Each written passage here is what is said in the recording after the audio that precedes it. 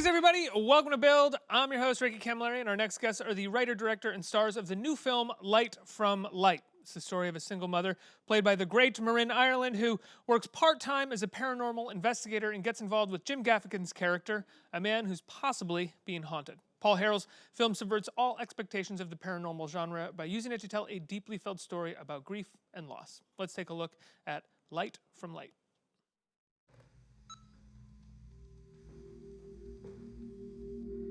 Is anyone here?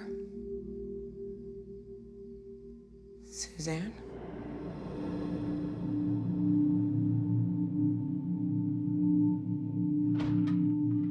Felt like something had its hand on me. Felt like my wife.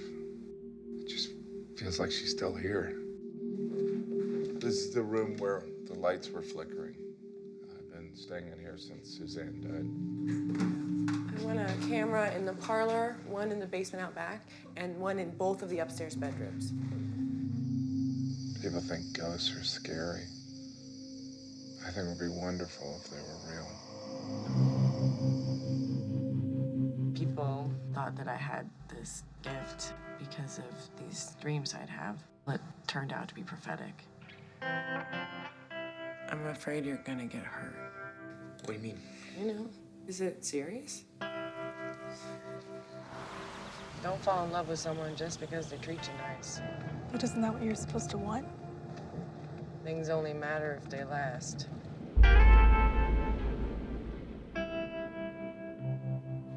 Amen. Do you think this is for real? I think it's definitely real for him. Let's say it is a ghost and that it's her. Would you want her around?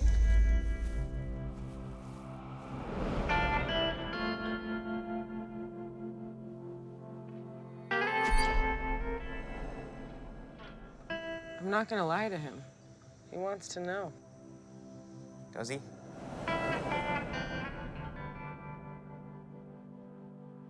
I've never done this. I've never felt something like this.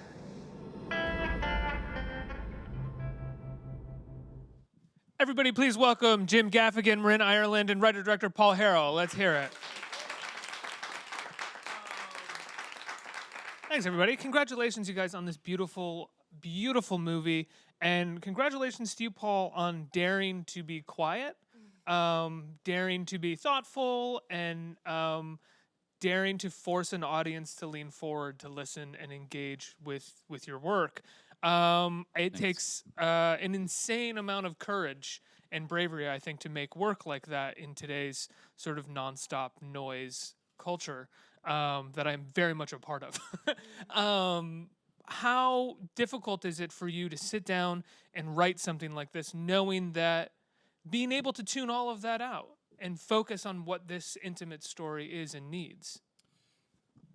First, thanks. I mean, and it's great. You're welcome. It's great to be here, and I mean, for me, I think the process of writing this film was very much one of trying to find some quiet in the world, and also to try to put some quiet out into the world because of the kinds of things that we're bombarded with, whether it's distractions from our phone or the insane sort of situation we find ourselves in this country today. So that's a little bit of the inspiration for it. And then you know, part of it too is in terms of the courage. I mean, it's nice of you to say that, but you know, you write in a room and you don't know if anyone's ever going to read something, but or respond to it. But you do it for the purpose of just creating. But then when you have actors like Marin and Jim who respond to the material, it becomes a lot more it becomes a lot easier to trust the story you wanted to tell. But independent filmmaking and filmmaking in general is not an isolated world, right? It's not like painting or, you know, playing an instrument. In many ways, it's susceptible to market forces almost more so than any other piece of art that you make. And I'm always bowled over when somebody has the courage to make, maybe you don't like the word courage, excuse me, to make something that feels like antithetical to sort of what we're always told about market forces. But then because it's so good and because it lands. Thanks. I mean, I'll get mean in a minute. Don't worry. This right. is Yeah. That. You know. I mean, I think that.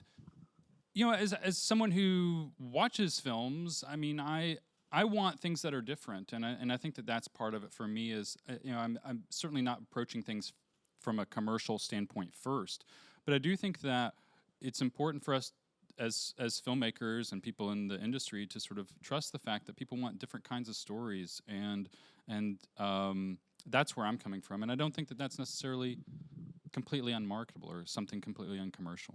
I guess I focus on that so much because there is an element of the supernatural, of the paranormal here. And I was reading an interview where you had said that people who had given you initial notes were like, where is more of the genre here? Yeah, that's very true. A friend of mine who very much works in a sort of action and horror movie kind of a space, I had him read the script, and he was very he was very angry with me and the script. He was like, "You've left so many chips on the table. You haven't sort of made this into the horror film that it can be." And I was like, "That's great. That's great feedback. That's exactly what I wanted to hear, because that's not what I'm trying to do." And I didn't want to say that up front, but that's partly why I was having him read the script to sort of. I gave this to you to see if you would get mad because I don't trust your taste. Yes. No, it wasn't that I didn't trust his taste. It was just that I was trying to do something really different. And what about the two of you as actors? I mean, scripts come on your table all the time, and often, even when you're looking at a script, be it a play, be it a TV show, be it a movie, it's hard. I wonder, what about this differentiates itself because it does move at a different kind of pace, and it's not sort of setting up very quickly a lot of these sort of 3-act markers that I think most scripts do. Well, for me, I really responded to the script, and I loved the open-ended nature.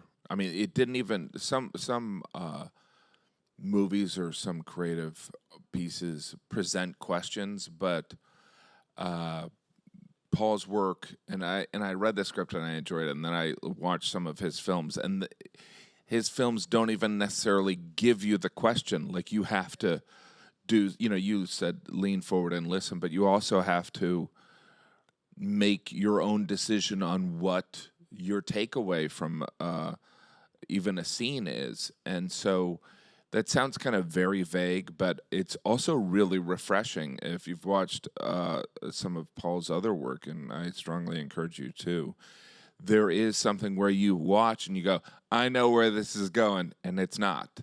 And there's something really exciting about that in a way. And it really touches kind of the human experience, because we all think that there's these watershed moments that exist in our lives that kind of tell us and lead us on a path, but really those don't exist. That's kind of us looking back in hindsight and going, it was that moment in high school that made me want to be an actor, but it really wasn't. It was the sum of the moments.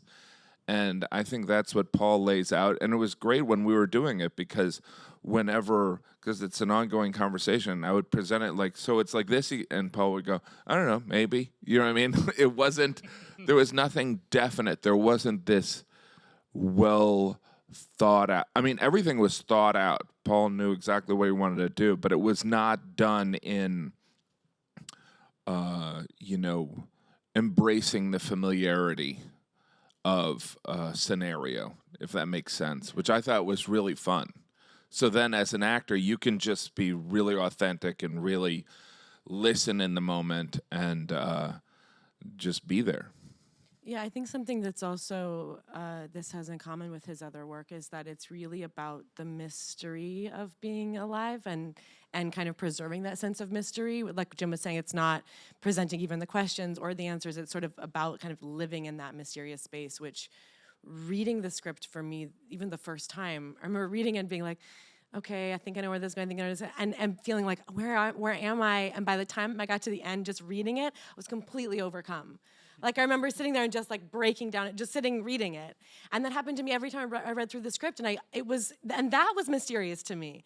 And I felt like there's some alchemy in this that is very, very authentic and unique. And I believe, often the kind of gatekeepers in various industries don't trust when something is completely unique that it will succeed, but we see that happen time and time again, that it really is the completely unique thing that sort of sparks up a little bit. But I also remember having so many days on set where I would be like, I feel like I'm not doing anything. You know, is this actually what you, is this, you know, but because we had been able to see some of his other work, like, I kind of was like, I have to just trust his eye on this. Well, that's what I mean. It's when you read a script like this, it may work on the page, but you still have to.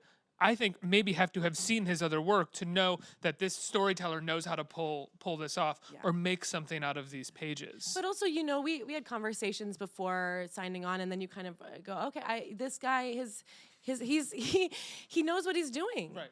He knows what he's doing, and it feels like it's the path is laid out, and there's something for me very thrilling about signing on to serve someone's artistic vision that feels extremely that has integrity and is clear and strong and true. And so I feel like that's an experience I'm not going to have ever again with another country. You know, it's his particular vision. I mean, that's why you do this. Yeah, exactly. That's exactly why I do this. And so it's deeply fulfilling to be like, you tell me if I'm on the path that you are looking for here.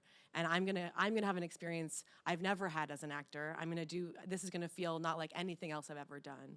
And that's what it was like. It was a completely unique experience. How do you go from reading scripts all the time for something like Sneaky Pete, right? Which is, it's television, so therefore it's great television, but it's in many ways it has to be by the book, right? Set up the story in this act, set up the story for this character in this act, middle act do this, third act close it out, whether it's one episode or the structure of the whole season, to something like this, which is much more subtle in the way that it's laying all of this stuff out. How do you change your brain towards the expectations that come with one over the other? You know, for better or for worse, I feel like I just kind of do whatever the scene is that's in front of me. So I feel like all I can really do is be like, okay, this is the scene we're doing today. And it's funny, even Sneaky Pete, by the end of it, because we were really close as the family of the actors, kind of that were close together like that, we would sort of be like, what do we want to do with it? Like, what is this for us with the years of doing the show? What's the moment that we haven't done yet between us? Like, what's the most important? And it's really all about like, what's the scene in front of me right now? And it's something that I love about TV, is not having any idea what you're going to do next week. But even in this case, with this film, it felt very much like, okay, I can only just sort of approach this moment in this way. And there was a lot of sometimes being like, well, let's try this even more. Let's try this on we'll turn the dial up a few more notches, or let's turn it down a little bit, and we'll find where that's going to live in the edit. And feeling like you can just trust the person making those decisions is really the most important, I think. Yeah, Paul, the tone is so purposeful and intentional. How do you find that on set? How many are you doing variations on that tone so you sure. can work in the editing room? Yeah, I mean, a lot of it is in the script. I think, you know, the tone of the film, it starts on the page. And then when Interior house, they speak quietly, and then the scene unfolds. there are pauses written in for sure, and there are some. You know, it'll talk about the silence, and they wait Richard, says something, and then he'll say like, "There's a silence for a while," and then it'll say, Shelia speaks or whatever. So some of that is written in because I'm thinking about way more than thinking about the cinematography and like, oh, this is what it's gonna look like. I'm thinking about how it's gonna be paced when I'm writing it. So then when we're filming, I mean, my first concern is not concern, but like the thing I'm most attentive to is making sure that the actors understand what they need to feel confident to play the scene.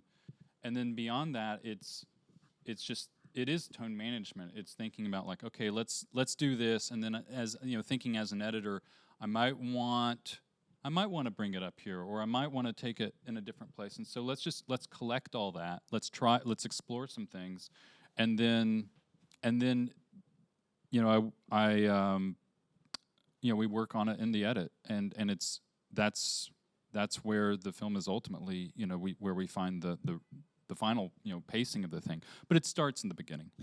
This is a question that's probably very in the weeds when it comes to writing and it comes to pacing, but I'm curious if you ever find yourself while you're writing, if you're thinking about pacing so closely that you know what comes next, but you know that there has to be a scene in between what comes next and what you've just written, but you don't know what that scene is.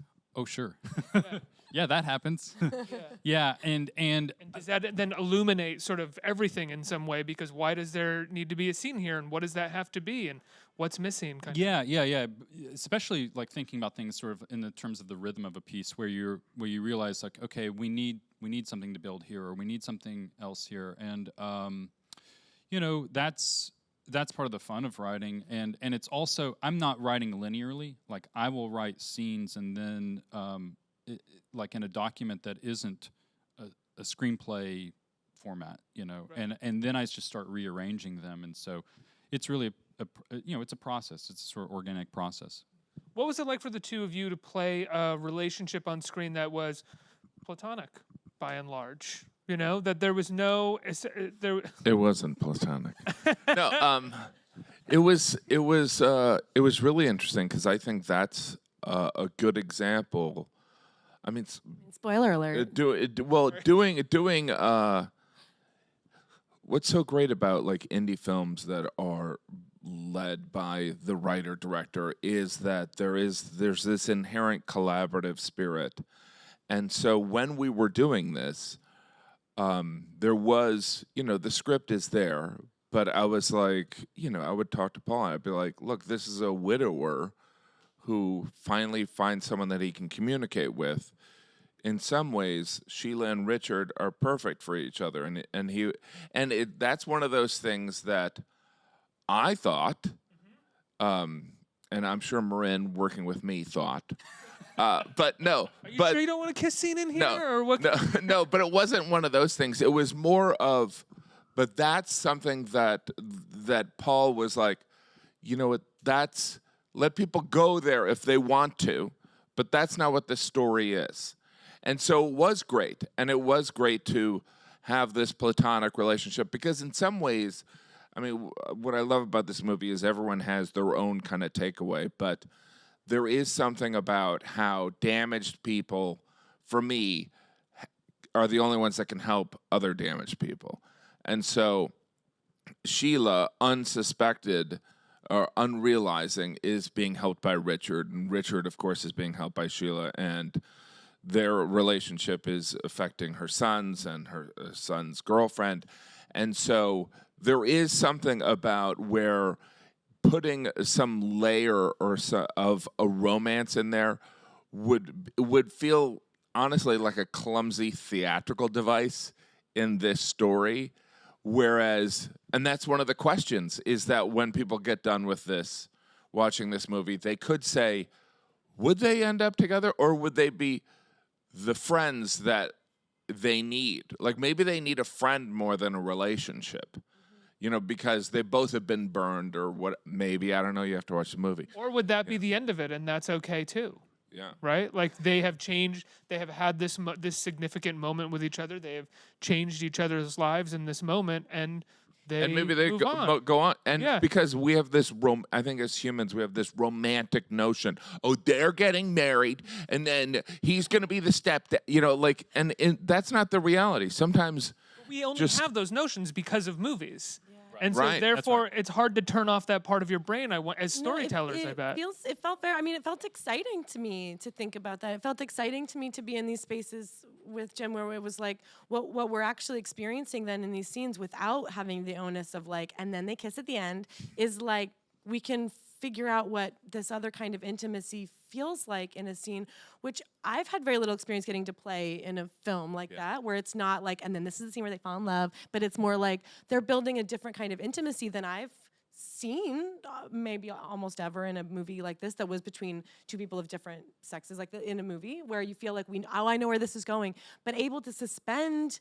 It keeps the movie, it keeps that suspension also alive, I think, that you don't really know where this is going. You feel it taking you deeper and deeper down this path, but it doesn't lead you necessarily down a path you've been before. And that's something that I also think is like keeps that idea of suspension alive in the film a little bit. And if they were later in life, outside of the film, to develop that level of intimacy that we're talking that movies always go to, it's actually far more realistic and true to life that it begins in this form that we actually see it in, which is one of communicating and finding intimacy on a human level.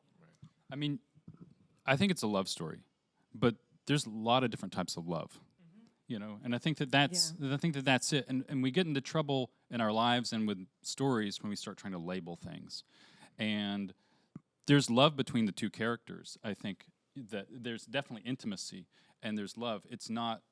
Is it romantic love? Somebody could take that away at the end and think that it could go there, and other people could think like all the different scenarios you've proposed, and that to me is so much more exciting for an audience, for everyone in this room, to like, if they watch the movie, to think you each saw a different movie, you each saw a different relationship. That's more interesting to me. Yeah, no, the idea of it being a love story, that's also, it's very freeing to play that and to feel like this can still be a love story. It doesn't have to look like every other one we've seen before. But like you're saying, also, I think it's a big gift to give people who watch the movie to be like, it's okay if there are these different kinds of love that you experience in your life. It doesn't have to be one way to feel like a successful story. There's also no scene, and I apologize for constantly equating it to like what movies usually do and what you don't do, but I get so thankful when I get to watch a movie that doesn't do the things that I see all the time, especially in independent films. And the scene and the story with your son is that there isn't a scene in the third act or like leading into the third act where your son is like, you care more about ghosts than you care about me, Mom. Oh, I wish I'd thought of that. That would have been so Too good. late. Oh man. It's not too late. But do you Director's find? But cut. do you find yourself hitting that place in the story where you're like, where do I establish the conflict between these two people? But I don't go in that direction. I don't follow there. I don't need an expositional fight. There's a moment of. It's like an implosion fight, that happens at one point, and and that came out of some notes where it was like where a couple of trusted readers of mine were like, there's something happening under the surface here, and you're not really digging into it. And I thought that was a fair criticism, and I dug into it, and we found that, and then Marin really brought something to that scene that is so much more subtle than even what I was trying for on the page, and but you're right. It's like I don't know where that comes from. I think sometimes as artists, we can't explain necessarily why. I mean, certainly we can't explain why we are the way we are, and that's just that's just where I go. We have time for a couple questions from the audience. Who has a question? Hey guys. So you guys are all amazing. Jim, like you're my absolute favorite of all time. Great taste. Yeah.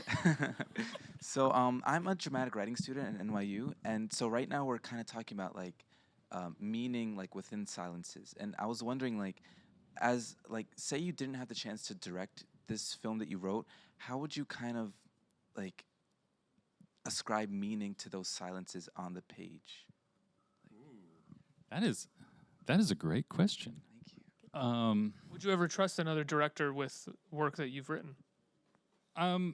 I would, but I think I would want to know up front that I was writing something for a director, because then I think that, I hope that I like to think of myself as a collaborative filmmaker, and I would, I think I would want to talk with that director about and be familiar with that person's work to know how she or he is gonna, how they see the world, and I would try to write for them the way I try to write for actors. In terms of the silences, that's a tough question, because it's that silent space is the space where you're giving the actors the moment, this interior moment, this moment of reflection. You're also giving it to the audience a chance to be thinking about what they're thinking about.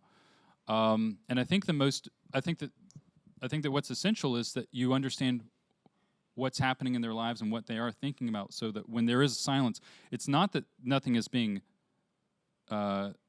said, it's that nothing's being spoken, right? So I think that you're trying to have us understand what they're thinking about and what's on their mind. I don't know, but I think we should have them answer the question as well, because ultimately actors are the ones that are interpreting those silences. I just count my head 1, 2. No, I think no. There but probably was. There were probably a couple times where it was Maybe longer count silence. to 7. But when no, it's exactly there, because I feel like what we did experiment with a lot of times on the day would be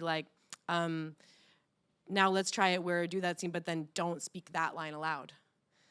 Right. So it literally would be let's try a take where you don't say that line. Let's try a take where you say that line but don't say that line, and there's just a pause there. And so then it is like, okay, in that beat, in that pause, that's the thought that's in my mind. And when it's clear like that for you, you know kind of where you are, and you know what that moment is, and you know the thought that you all know the thought that's being communicated, or at least between the two of you. Yeah. That helps. I would also add that what I think, if you think about like silence, if you have silence around someone, I think there's a level of intimacy that's communicated in that silence, that comfort. Like when we're nervous, we feel like we have to say things in front of people. But so the silence can also be a tool to communicate, at least with Richard and Shelia, that they, like when there's a scene on the porch, that silence, I think, comes across as these two feel safe enough to be quiet, if that makes sense. I don't know if that answers how it's executed in the script, but some of it is, as as a performer, it's, just like they take a moment, is just, there isn't this panic of communicating ideas, which is what you might feel around a stranger. But when you're around someone you know, whether it's a relative or a friend, in quiet moments, there can be silence. Just like you can be friends with someone and not see them in 6 months and pick up again. It's that same kind of scenario exists within a scene. One more. Hi. You dive into grief with this movie, and I was wondering if there were ever times where things might have gotten a little too heavy and you had to step back and lighten things up, and what did you do? Jim really would not lighten up on the set. He went so deep, so method. Well, what's weird? I always think that I've done these dramatic films, and people I don't remember horsing around on set. And then I'll sit in panels, and people are like, "This guy was joking around the entire time," and I'm like, "I don't remember it like that at all." But there is this extended amount of time where you're sitting around doing nothing, and so there are times where you obviously want to respect the person you're doing the scene with. And selfishly, as someone in a scene, you want to make sure that you're in the right place emotionally. But for me, it's, the grief and stuff like that. I feel like, it's easier for guys to be like angry and, but like the sadness, I think it's kind of there. You know what I mean? I think a lot of us have it. It's just kind of, okay, I'm gonna, it's not that distant. I think creative people, that's why we're creative. We're trying to shake this funk. You know what I mean? So it's there. So in my opinion, I can horse around, and then, I'm not saying like turn it off, but like I can get back into that mode easily. I was just joking around. Yeah. I mean, the film speaks for itself in terms of Jim's performance and where he went with it, and I think that it is a heavy film, and there are, I went through a period of some significant loss when I was before writing the script and while writing the script, and that was definitely it's definitely in the film, and Marin and I, we didn't talk about that so much, but Jim and I definitely talked about, what was happening in your life. Yeah, my wife had this near-death experience probably within a year of this. So the fear and kind of digesting the scenarios, the very real-life scenarios, was not that far away. But, anyone who's lost, a parent or even a pet can get in touch with this stuff. But so I just want to, say that it was a film that we were deeply emotionally invested in, but it was also really healthy for us to laugh on set, I think, because of that, and to take.